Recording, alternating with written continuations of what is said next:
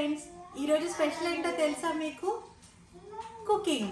కుకింగ్లో మీకు cat fish ఎలా clean చేయాలో, ఎలా కటింగ్ చేయాలో, ఎలా కుక్ చేయాలో చూపిస్తాము. హలో ఫ్రెండ్స్, దీన్ని క్యాట్ ఫిష్ అంటారు.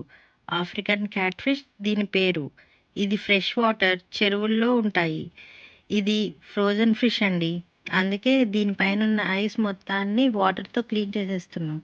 తర్వాత దీన్ని హాట్ వాటర్లో పెట్టి మొత్తం దానిపైన ఉన్న ఐస్ మొత్తం పోయే వరకు క్లీన్ చేస్తున్నాము. క్యాట్ ఫిష్కి పొలుసు ఉండదండి. రెండు రెక్కలు, ఒక నిలువు ముళ్ళు మాత్రమే ఉంటాయి. ఈజీగా క్లీన్ చేసేయచ్చు. ఇది చిన్న ఫిష్ కాబట్టి ఈజీగా క్లీనింగ్, కటింగ్ అయిపోతున్నాయండి. ముందుగా ఫిన్స్‌ని, రెక్కల్ని, ఆ ఫిష్‌కున్న మొత్తం అన్నిటిని కట్ చేసేయాలండి. చూసారా వీడియోలో ఎలా కట్ చేస్తున్నారు? సేమ్ అలానే మొత్తం అన్నీ కట్ చేసేసుకొని, ఆ తర్వాత పీసెస్‌గా కట్ చేసుకోవాలి. మీరు ఇక్కడ ఇప్పుడు చూస్తున్నారు కదా! సేమ్ అలానే అన్నమాట. ఇది చిన్న ఫిష్ కాబట్టి ఈజీగా కటింగ్ అవుతుందండి. అదే పెద్దదైతే చిన్న రంపం కూడా కావాలి. రోహు బాగా దొరుకుతుందండి యూకేలో. ఎప్పుడు మేము రోహు తెచ్చుకొని బాగా కట్ చేసుకొని నీట్‌గా అన్నీ క్లీన్ చేసుకొని కుక్ చేసుకునేవాళ్ళం. రోహు ఫిష్‌ని మరోసారి చూపిస్తాను మీకు. ఫస్ట్ ఇప్పుడైతే క్యాట్ ఫిష్ క్లీనింగ్, కటింగ్ చూసేయండి.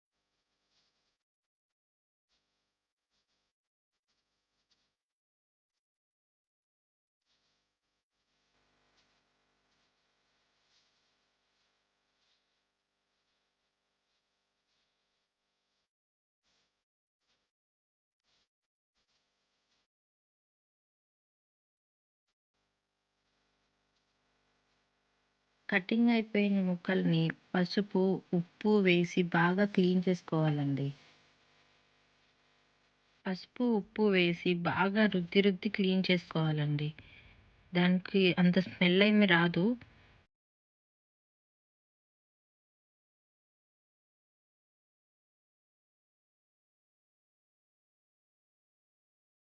బాగా రుద్ది క్లీన్ చేసుకున్న తర్వాత వాటర్‌తో కడగాలండి.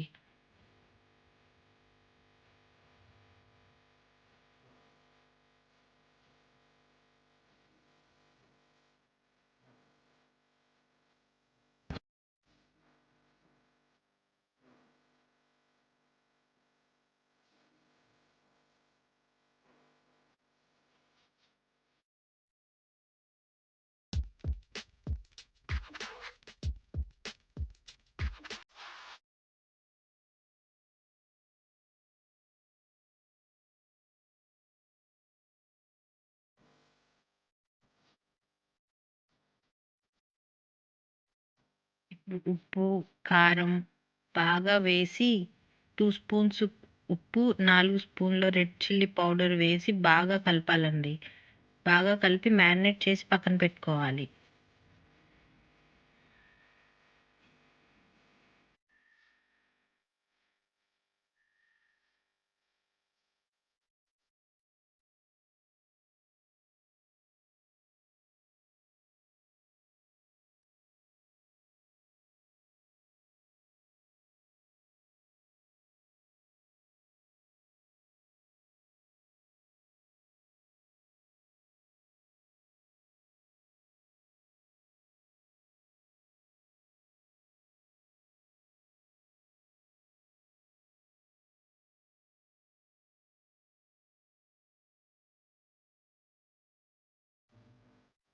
రెండు స్టవ్వుల మీద 2 గిన్నెలు పెట్టుకొని రెండిటిల్లో ఆయిల్ పోసి ఆయిల్ బాగా వేడెక్కిన తర్వాత ఉల్లిపాయ, పచ్చిమిర్చి పేస్ట్ ఒక దాంట్లో వేసి బాగా వేపాలండి. ఇంకొక దాంట్లో వచ్చేసేసి ఫిష్ వేసి బాగా వేపాలి. అదిగోండి చూసారు కదా! ఆనియన్ అండ్ చిల్లీ పేస్ట్ అనమాట అది. ఆయిల్‌లో వేసి బాగా కలపాలి. ఇంకొక ప్యాన్ పైన ఆయిల్ వేసుకొని ఫిష్‌ని బాగా ఫ్రై చేసుకోవాలి. అదిగోండి చూస్తున్నారు కదా! ఇలా బాగా ఆయిల్ వేసుకొని ఫిష్‌ని బాగా ఫ్రై చేసుకోవాలి. ఫ్రై చేసుకొని ముక్కలన్నిటిని పక్కన పెట్టుకోవాలి. ఈలోపు ఉల్లిపాయ, పచ్చిమిర్చి పేస్ట్ బాగా ఫ్రై అవుతుంది. ఫ్రై అయ్యి బాగా ఆయిల్ పైకి తేలే వరకు ఉంచేయాలి.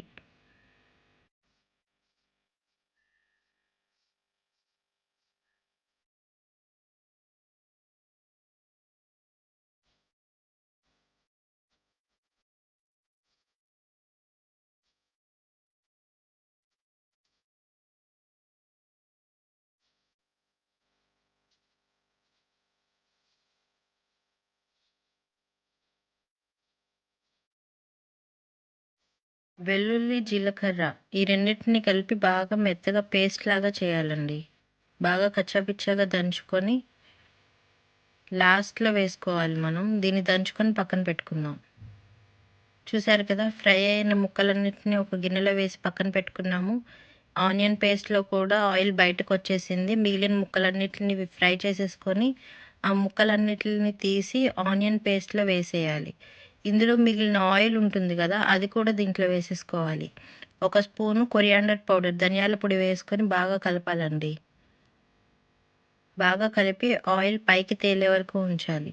అదిగోండి ఫ్రై చేసిన ఆయిల్‌ని కూడా మనం ఆనియన్ పేస్ట్‌లో వేసేసుకొని బాగా కలపాలి. అప్పుడు ఉప్పు, కారం అన్నీ ఆనియన్స్‌కి పడతాయన్నమాట. బాగా కలుపుకొని ఆయిల్ పైకి తేలే వరకు ఉల్లిపాయ పేస్ట్‌ని బాగా ఫ్రై చేసుకోవాలి. ఫ్రై అయిపోయింది చూసారా? ఇప్పుడు ఈ వేపిన ముక్కలన్నిటిని దాంట్లో వేసేసుకొని అదిగోండి ముక్కలన్నిటిని దాంట్లో వేసుకొని చింతపండు పులుసు పిసికి దాంట్లో వేసేసుకుంటే ఫిష్ కర్రీ రెడీ. అదిగోండి. తగినంత వాటర్ కూడా వేసుకోవాలి జ్యూస్‌తో పాటు. అంతే, ఆయిల్ మొత్తం పైకి తేలే వరకు ఉంచారంటే ఫిష్ కర్రీ రెడీ.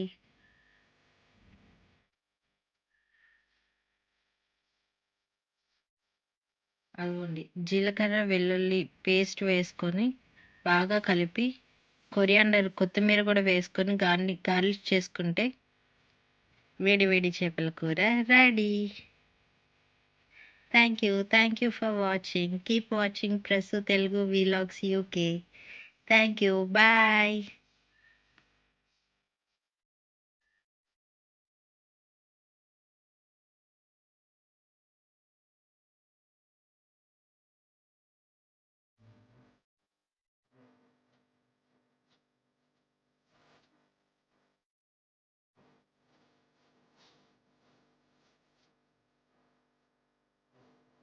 మరొక నిమిషం.